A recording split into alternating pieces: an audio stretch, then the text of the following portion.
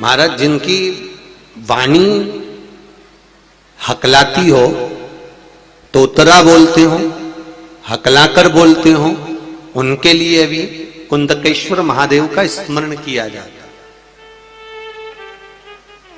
आपको पहले कथा में वर्णन किया था, शायद आप लोगों ने कार्तिक महीने की अगर कथा सुनी है, सुनिए किस किस ने सुनी कार्तिक की कथा, सुनिए सबने। तो उसमें एक व्याख्यान वर्णन करा था, आप लोगों को ध्यान में होगा कि दक्षिण मुखी शंख होता है, गणेश शंख होता है, लक्ष्मी शंख होता है, नारायण शंख होता है, महाराज कुबेर शंख होता है, उत्तरवर्ती शंख होता है, भूमि शंख होता है और राक्षस शंख होता है।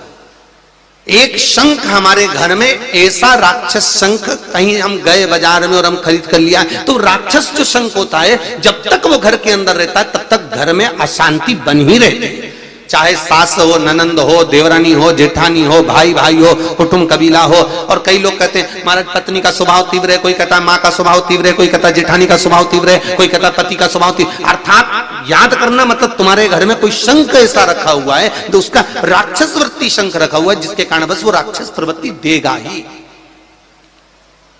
महाराज। उसी तरह एक गणेश शंख होता है। किसी शंख वाले की दुकान पर जाओगे, पूजन वाले की दुकान पर जाओगे तो मिलेगा गणेश शंख होता है, उसको कहना है गणेश शंख दो। तो गणेश शंख जो मिलेगा उस शंख की आकृति होती है सूंड जैसा मुड़ा हुआ। तो उस गणेश शंख में पानी डालकर महाराज उसमें एक कमलगट्टा, कमलगट्टा जानते हो किराने की दुकान पे मिलता है काले कलर का, वो कमलगट्टा उसमें पटक दिया जाता है शुक्रवार के दिन। शुक्रवार, शनिवार और रविवार 3 दिन तक उसमें पानी भरा रहने दो। सोमवार के दिन जिसकी वाणी नहीं है महाराज, जो कि हकला रहा हो, तोतरा बोल रहा हो या बिल्कुल नहीं बोलता हो, वाणी खुली नहीं रही हो महाराज, तो कुंदकेश्वर महादेव का नाम लेकर सुबह सुबह वो सोमवार के दिन उसको कुछ भी बिना खाए पिए उस पानी का आचमन कराइए, उसकी वाणी आना प्रारंभ होगी। और 5 या 7 बार कुंदकेश्वर महादेव का नाम उससे बुलवाई महाराज, वाणी भी क्लियर होगी, हकलाना बंद होगा और उसकी आवाज बाबा की कृपा से, कुंदकेश्वर की कृपा से पुनः आएगी। कुंदकेश्वर स्मरण,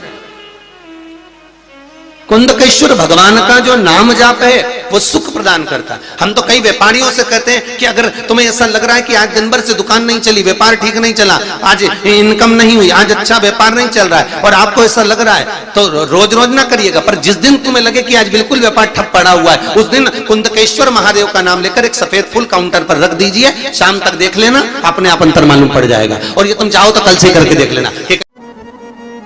कितना भी बेटा क्रोधी हो, जिद्दी हो, चाहे अपशब्द कहने वाला, बहुत ध्यान देना मेरा, आज बसंत पंचमी का, सरस्वती का दिन है, उसका स्मरण करना।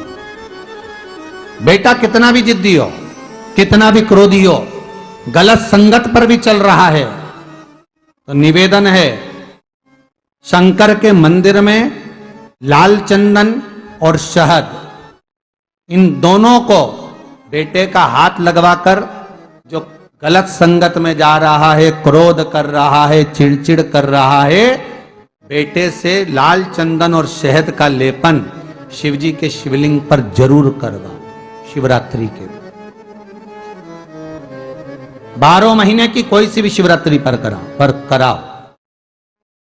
उसका चिड़चिड़पन, क्रोध और उसकी गलत संगत अपने आप हटने लगेगी और वो बालक धर्म की ओर आगे बढ़ेगा, सत्कर्म की ओर बढ़ेगा, सत्संग की ओर आगे बढ़ेगा।